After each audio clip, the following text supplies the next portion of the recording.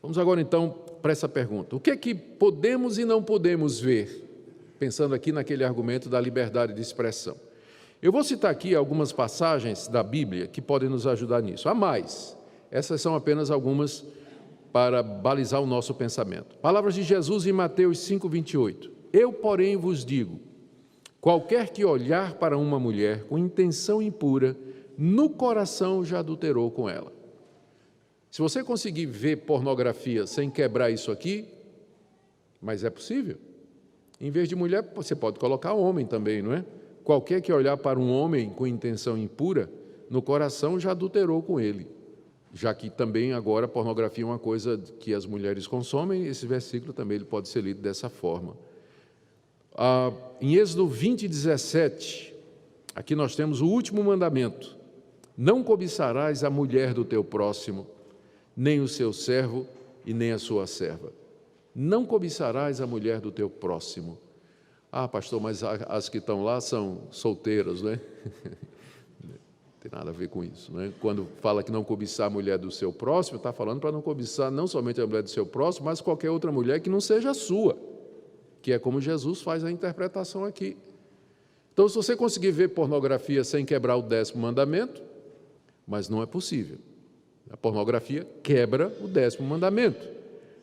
Jó 31:1. Fiz aliança com os meus olhos, como, pois, os fixaria eu numa donzela? Aqui Jó está dizendo que ele fez uma aliança com os olhos, ou seja, eu vou colocar os meus olhos somente naquilo que é legítimo e aquilo que eu posso ter. Então, Jó considera que na hora que ele olha para uma donzela, para uma mulher que não é a mulher dele, lembra que Jó era casado e tinha vários filhos, né? Então, se Jó coloca os seus olhos numa mulher que não é a dele, fixa os olhos, a ideia de fixar é a ideia de olhar, examinar atentamente e, evidentemente, isso vai trazer as consequências do exame, né? De você olhar e contemplar.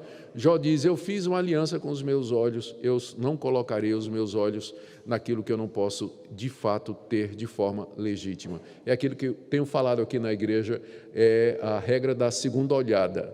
Você não pode evitar que uma mulher tentadora passe na sua frente. Você está num ponto de ônibus, você está dirigindo, de repente está na calçada, você está num ambiente público, você está num shopping, você está numa loja, de repente passa uma mulher extremamente provocadora, você não pode impedir de ver a primeira, mas você pode impedir a segunda olhada. A segunda olhada já é isso aqui que Jó está dizendo. Agora, Filipenses 4:8, o que o apóstolo Paulo diz? Finalmente, irmãos, tudo que é verdadeiro, tudo que é respeitável, tudo que é justo, tudo que é puro, tudo que é amável, tudo que é de boa fama, se alguma virtude há e se algum louvor existe, seja isso que ocupe o vosso pensamento. O que é que deve ocupar o meu pensamento? O pensamento do cristão, a mente do crente. Com que ele deve ocupar a sua mente? Está aqui a relação. Tudo que é respeitável, tudo que é justo, tudo que é puro, tudo que é amável, tudo que é de boa fama, se alguma virtude há e se algum louvor existe. É com isso que nós devemos ocupar o nosso pensamento. A pergunta é, pornografia se encaixa nisso? Claro que não. Claro que não. Sequelas da pornografia. Agora, deixa eu falar para os casais. A pornografia consumida por gente casada traz algumas sequelas. Primeiro, comparação injusta entre o corpo do nosso cônjuge e aquele dos modelos, provocando impotência e desinteresse sexual dentro do casamento. O marido que consome pornografia, ele vai perder o interesse pela esposa cedo, e vice-versa. Segundo, é traição e infidelidade e, eventualmente, acaba abrindo a porta para o adultério. Acaba abrindo a porta para o adultério. Não poucos casos de adultérios começam com um dos cônjuges vendo pornografia. Aguça o desejo e o apetite de experimentar, e aí então ele vai procurar fora do casamento. É uma causa de sofrimento para a esposa, que se sente traída, jogada fora e trocada por prostitutas virtuais. Não adianta pensar assim, mas não é a mesma coisa de trair minha mulher com outra pessoa. Para a mulher é traição do mesmo jeito, ela vai se sentir traída da mesma forma. Quer você esteja traindo ela diante da tela do seu laptop ou do seu celular, quer você vá para uma zona de prostituição atrás de uma mulher, ela vai se sentir traída do mesmo jeito, jogada fora e trocada por outra. É exatamente isso que ela vai sentir. Não adianta pensar que só pela internet não traz sequelas, traz sim. E tira autoridade para cobrar dos filhos que não vejam pornografia na internet. Se o pai consome, que autoridade ele vai dizer para o adolescente? Com que autoridade ele vai dizer para o adolescente? Você não pode consumir isso, ou você não pode ver isso. Vai ser aquilo, faça o que eu digo, mas não faça o que eu faço. E ele perde a sua autoridade dentro de casa, porque ele não pode exigir dos seus filhos aquilo que ele mesmo não faz. Como se livrar? Vamos lá. Algumas sugestões aqui. Primeiro, tolerância zero. Pornografia é assim, se você consome um pouquinho, você vai aumentar o desejo de consumir mais. Então, o que, em alguns casos, aqui para o pessoal, né, para aqueles que estão viciados, né, como é que faz para quebrar o vício? Primeiro, a regra da tolerância zero, evitar radicalmente o acesso a material pornográfico. Nós estamos tratando aqui de caso extremo mesmo, não é? Então, para casos, situações extremas, medidas extremas. Se necessário, se livre da TV, do computador e do celular para começo. Desligue TV a cabo, peça a sua mulher para colocar uma senha no seu laptop e arranca o seu celular, né? E você agora vai usar só fixo.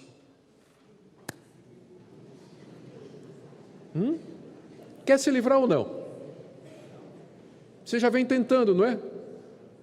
E sempre está voltando. Então, é tolerância zero.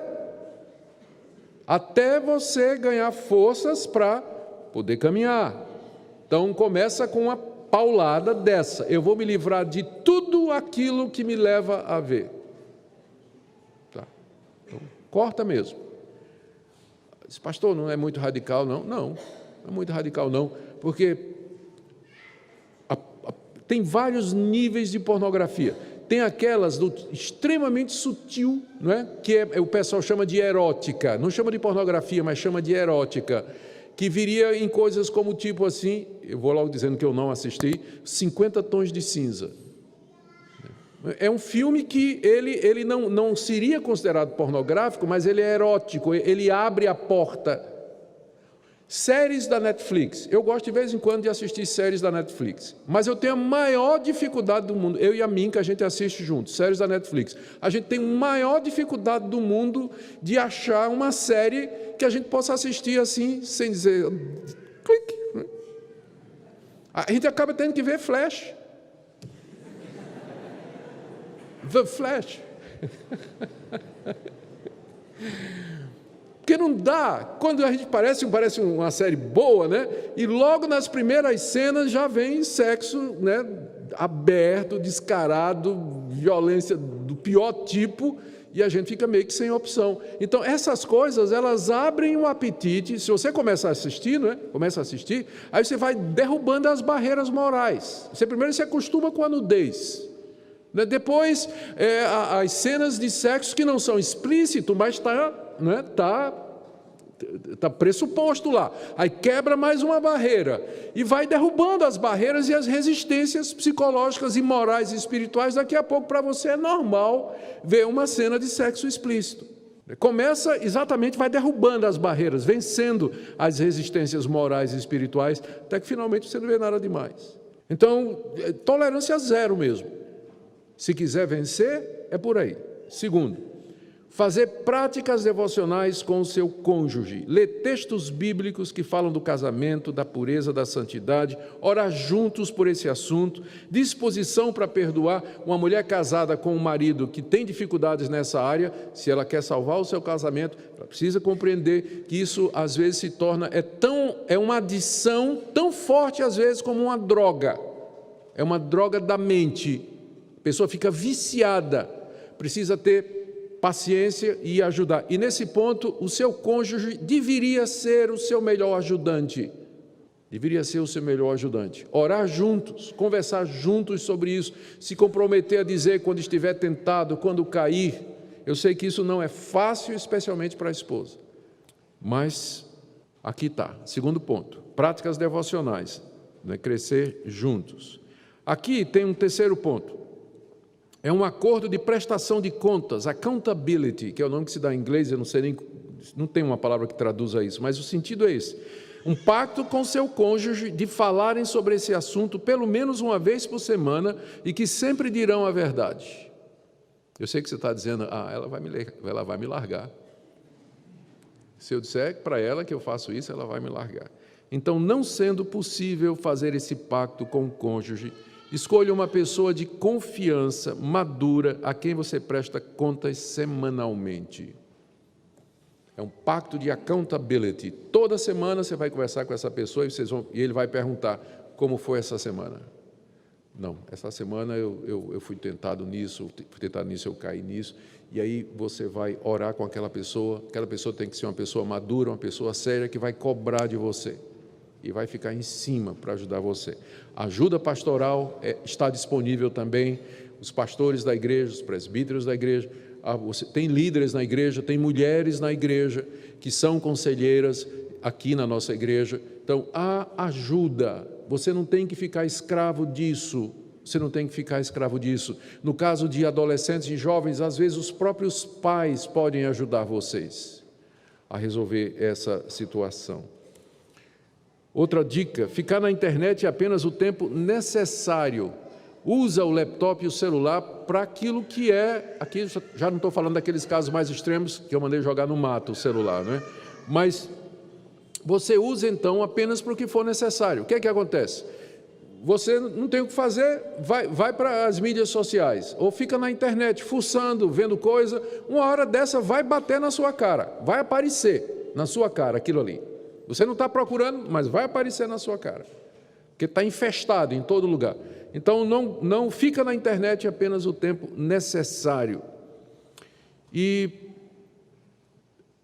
outra dica não, orientação. Buscar a Deus constantemente em oração, pedindo a libertação desse hábito pecaminoso. Se cair, arrepender-se, confessar a Deus e a esposa ou ao marido, se for o caso, e recomeçar a luta. Aqui tem uma expressão em inglês, bad habits die hard, ou seja, hábitos ruins, eles custam a morrer.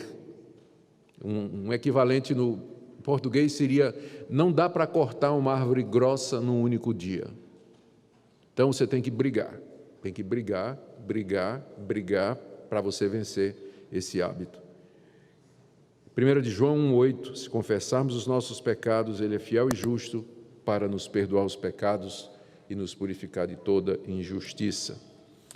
Ainda evitar envolver-se com qualquer tipo de conversação torpe pelas mídias sociais, Facebook, Twitter, Messenger, etc. Em Efésios 5, de 3 a 7, o apóstolo Paulo fala a respeito da nossa conversação, que a gente, até mencionar determinadas coisas, elas são torpes.